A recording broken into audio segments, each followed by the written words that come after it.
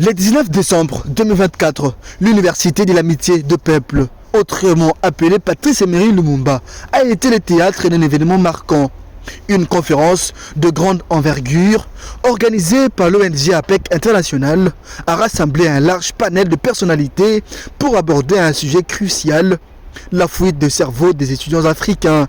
L'événement a attiré des diplomates de haut niveau et des experts internationaux, parmi eux les ambassadeurs extraordinaires et plénipotentiaires du Burkina Faso, de la Sierra Leone, de la Guinée, de la République démocratique du Congo, du Niger et les chargés d'affaires du Sénégal en Fédération de Russie, ainsi que d'autres personnalités influentes. L'Afrique est pauvre, ou continue à s'appauvrir lorsque elle envoie ses cadres pour se former en étranger et ces cadres-là ne retournent pas pour pouvoir partager le savoir qu'ils ont eu dans leur pays de formation. Et c'est pourquoi notre combat aujourd'hui, c'est de sensibiliser tous les étudiants qui viennent se former en Russie d'abord, dans les autres pays, afin qu'ils puissent se retourner et partager leur savoir auprès de nos compatriotes. Très bien. Chaque pays a ses réalités qui poussent justement les jeunes ou les étudiants de ne pas rentrer dans leur pays pour justement aller investir. Quelles sont maintenant les stratégies que vous allez mettre en pratique pour permettre aux étudiants partout dans le monde entier qu'ils soient excités de rentrer au pays pour servir justement la nation? Parce que nous savons que c'est pas facile de rentrer avec les difficultés que l'Afrique est en train de connaître. Quelles sont des stratégies que vous essayez de mettre en pratique pour exciter, les attirer à venir justement rentrer et servir la nation? Comme vous venez de dire tout à l'heure, que chaque pays a ses particularités, c'est vrai. Mais ce problème dont nous parlons est un problème qui est général pour tous les pays africains.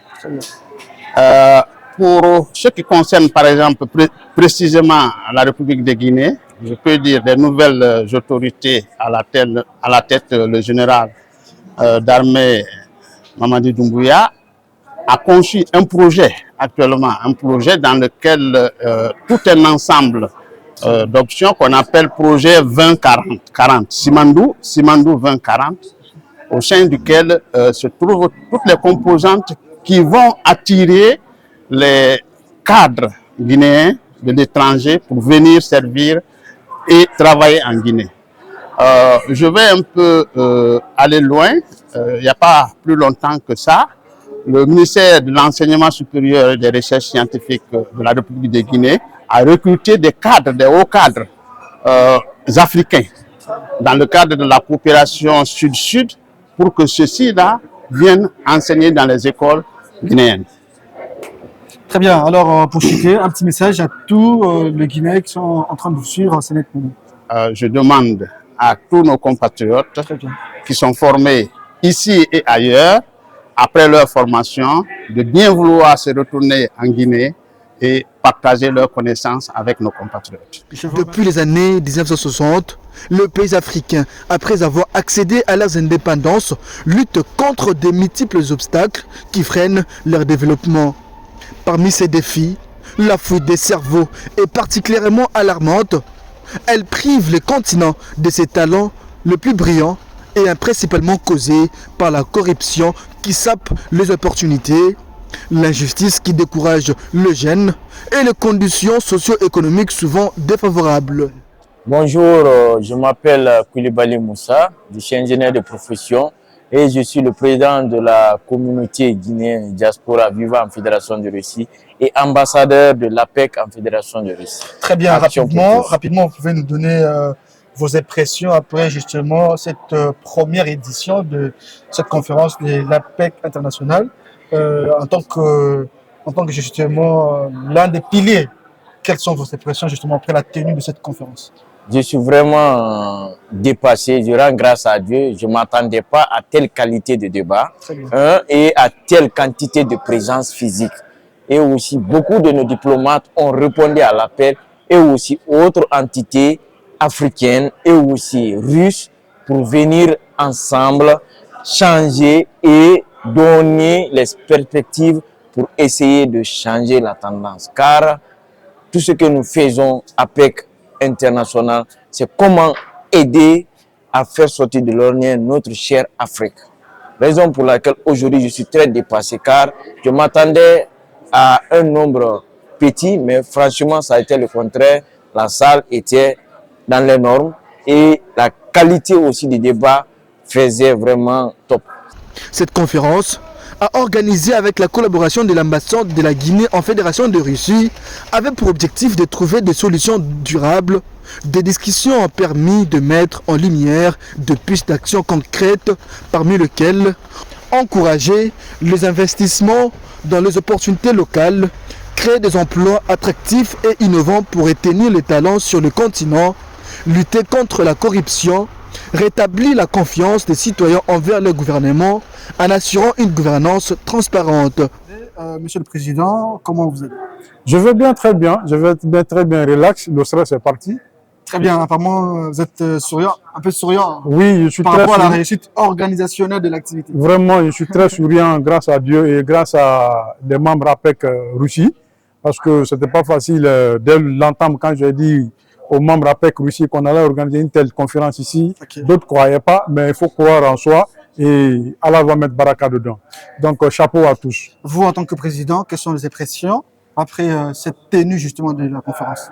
Bon, les impressions sont bonnes parce que l'objectif est atteint pour un premier pas, parce qu'il fallait faire croire aux étudiants africains ici qu'une ONG de l'Afrique peut venir organiser un tel événement sur un sol étranger. On l'a fait, ça a réussi. Faire déplacer minimum 6 diplomates, c'est un succès. Donc, les impressions sont bonnes. Parce que vous avez quand même souligné le fait des perspectives à venir pour mettre en pratique. Peut-être qu'il y a eu des résolutions qui ont été faites. Est-ce que vous allez peut-être rester snobé parce qu'il n'y aura pas peut-être le suivi? Qu'est-ce que vous comptez faire pour mettre en pratique toutes les résolutions qui ont été faites pour aider et encourager les jeunes à rentrer dans leurs pays respectifs africains pour servir justement leur nation toutes confondues? Oui, bien sûr, on ne va pas snober, comme je l'ai dit tantôt lors de mon panel. C'est un canal qui est ouvert, on ne va pas le fermer, c'est un boulevard, c'est un tunnel. Nous allons essayer en premier temps de tisser partenariat avec tous les gouvernements africains partout APEC installés et enfin de mettre une stratégie sur place dès les pays d'origine, les préparer mentalement et APEC Russie ou France par exemple, un étudiant qui doit venir en France ou en Russie, APEC Russie va l'accueillir, préparer son mental et une suivi rigoureuse pour voir réellement s'il doit passer, il doit rester à l'école et avant la fin de son cycle, avec son pays d'origine, doit recevoir son profil afin de chercher comment l'insérer facilement dans la société ou créer ce qu'il veut en tout cas. Donc on peut dire que c'est la première conférence, mais ce n'est pas la dernière. C'est une première édition, il y aura assez d'éditions. D'ailleurs, après celle de Moscou, nous allons à Casa pour tenir une conférence de telle envergure. De là-bas, on doit aller à Paris, Canada, ainsi de suite, partout où il y a minimum 100 étudiants africains, nous allons tenir cette conférence. Merci beaucoup et bonne chance à vous. Voilà, c'est par cette réaction de Monsieur le Président de l'APEC International que nous allons mettre un terme justement à ces grands reportages que vous êtes en train de suivre sur DRAF Télévision. Mesdames et messieurs, nous vous demandons de bien vouloir vous abonner massivement sur toutes nos plateformes Internet. Certes, vous savez bien que nous avons 2 chaînes YouTube, une version française et une autre version russe. En tout cas, si vous aimez, vous partagez à vos connaissances, à vos amis, ça va vraiment nous aider. C'est une manière de nous soutenir, de nous donner vraiment la force d'être toujours présent pour vous servir de la plus belle de manière. On se retrouve avec vous prochainement, toujours à la même chaîne, mais aussi à la même heure. Au revoir.